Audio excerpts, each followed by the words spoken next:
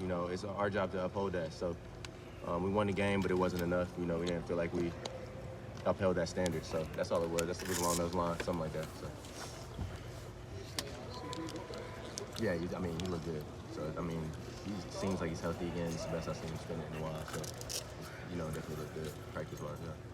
Garrett, can you talk about your stiff arm move? Just what did you see on that play, and did you know that you were going to stick out your stiff arm like that and just have it play out like that? Nah, I didn't know. I mean, looking back on it, I honestly wish I just scored a touchdown. But,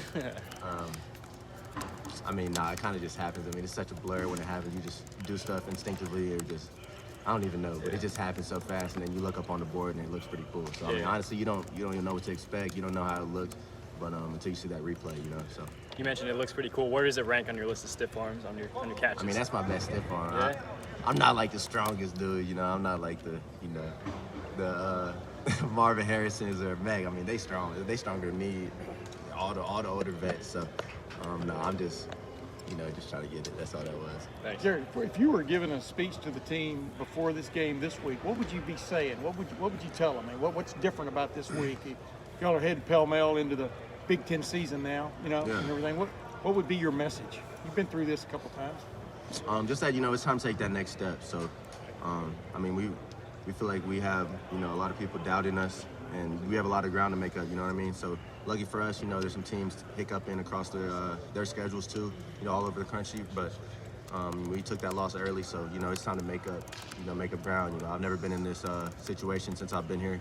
You know, every time I lost, it's been the end of the year. So, you know, it's time to make up ground and make it for lost time. Go ahead. What did those practices look like? I mean, were they any different since you haven't experienced a loss in the early in the year before? Yeah, no, they definitely were different. So, I mean, you know, when you win so much, sometimes those things you know, it's still the same problems you have. They can go under the rug because you're still winning. You know, you don't really address them like you should because the result's still good. But when you lose, you know, it's time to look at all those, you know, those same problems you have whether you win or not. But you know, really address them. So, I mean, I'd say that was the main difference. We were really, you know, on top of everything. I guess the cliche is one is we're talking about a pretty big crowd of Rutgers. They don't usually get that. They look like this is like a Penn State White House.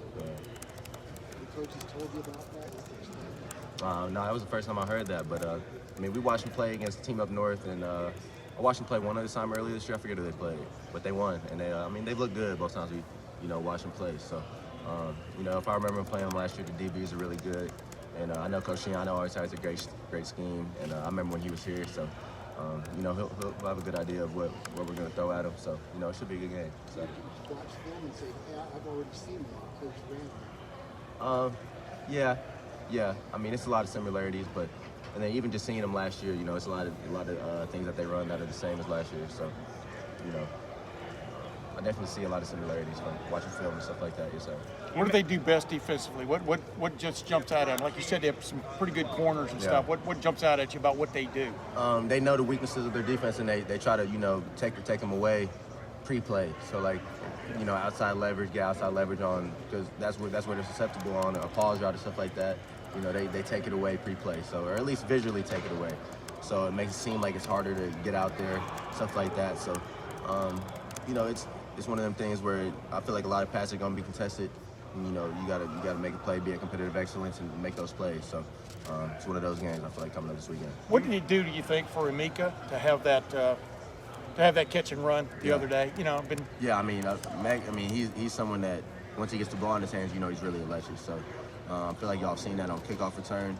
So I mean, and he does it at practice every day. So it's not, you know, it might not have done much for him, but just to be able to do it in an environment where it's, you know, on the stadium and stuff like that, in the stadium, you know, I'm sure it did something for him. But as far as, you know, I feel like Max is someone that's ready no matter what. You know, he just puts in the work. He'll be ready either way. You mentioned the development of, or just CJ Stroud kind of coming back this week and looking good, but what is the role of a veteran wide receiver to kind of make sure that an inexperienced quarterback room is ready? Like, has that process looked like for you and Chris to kind of lead them along and make sure they're up to the standard that you expected?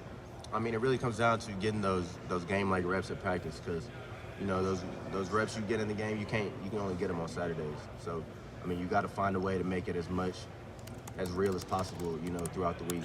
And, you know, being a quarterback, I grew up playing quarterback, so I like to think I know a little something. But like, the only way you can really know, what it's going to be like is getting those reps. So like, it's really hard to watch. I mean, some people have, special ability to watch the film and be able to put it right on the field, but some people, they need those reps throughout the week to be able to get to that point. So just getting those game speed reps and making sure that we're giving real looks, throughout the week. Like if we're getting a rep with CJ, that's a game rep. Like we're running off the ball and stuff like that, so that in the game, it's the same thing. It's no difference. So that's been, me and Chris's focus, and Jackson's too. Just being some vets in the room. With three games this week, as he looked. Oh yeah, he's looked real good. Yeah. With Garrett, Coach Day mentioned yesterday that you were one of the three guys in the last week that kind of stood up before the team and made a speech basically to try to keep people on the right path and focus. Is that something that is new for you, to be that sort of guy, not just in your position room, but also just on the offense in general? Yeah, I mean, as far as vocally leading, that's never been a role I've tried to take on, whether it was high school or now, but I'm still someone that I feel like if there's something that needs to be said, I'll say it, you know what I mean? So, I've never backed down from, how I feel, stuff like that. And, I didn't feel like we played good enough against Tulsa. So I thought that, the score was misleading, and I thought, just how it felt being out there playing the game, it didn't feel good. So, I just wanted to, let everyone know that we have a standard here, and it's our job to uphold it. Each week we take the field, and I didn't feel like we did that. So that's all that was. But, I just try to lead by action more than vocally. But, I feel like something needs to be said. Have you seen a response to that from your guys? No, I definitely have. I feel like most of the team, embrace that, and they know it too, though. They know it too. They know when it doesn't feel right. So it was really just someone getting up there and saying it. So. Hey Garrett, real quick, the Color Rush jerseys. Yeah. What you think about them? That was sweet. Yeah. So I had seen them. I've been trying to keep my mouth closed about them, but yeah, those are sweet. So. Something like that going to give you extra firepower, extra hype going into a game that not necessarily needs as much hype, but I mean.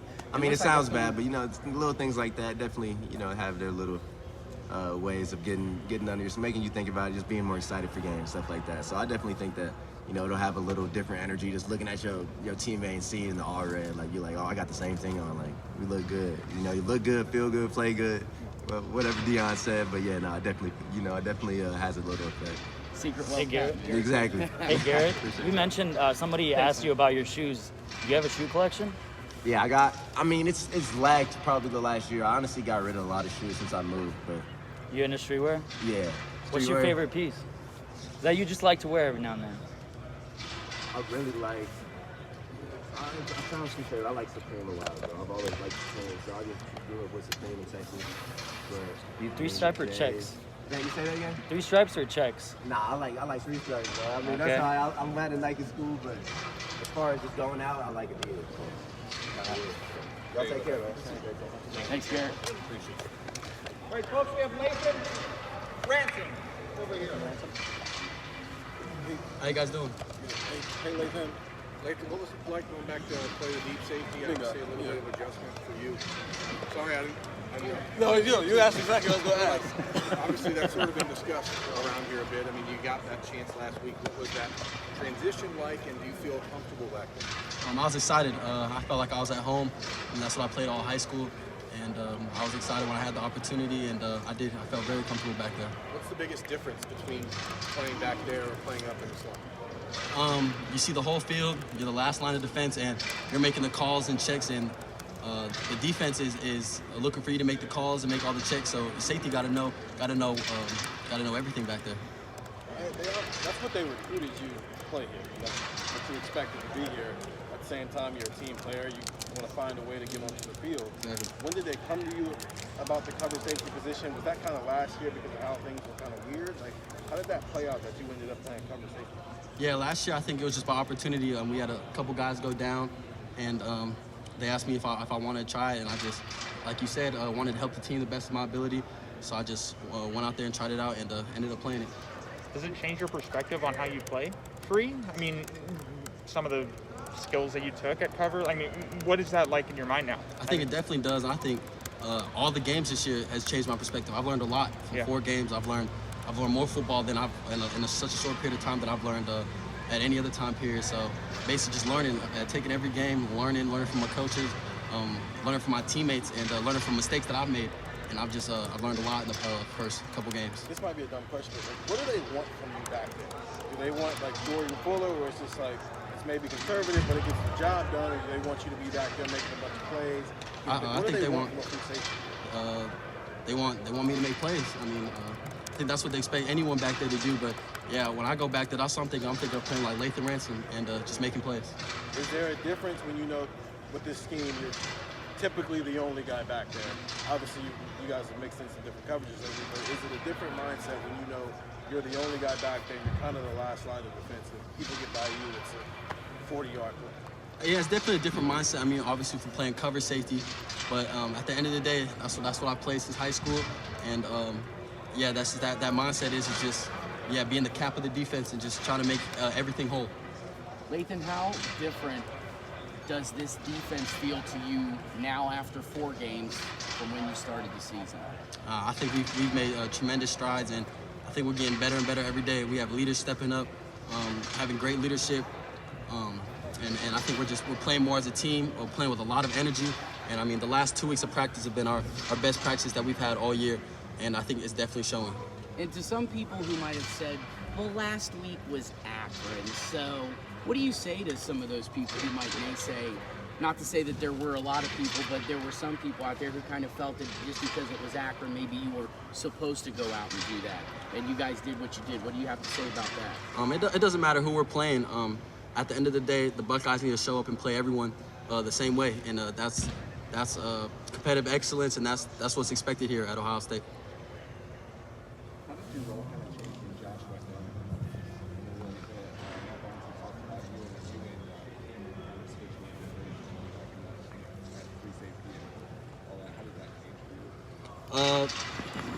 Like you said, I think Coach Barnes is trying to find every week the best matchups and the best setup for our defense to be the most successful.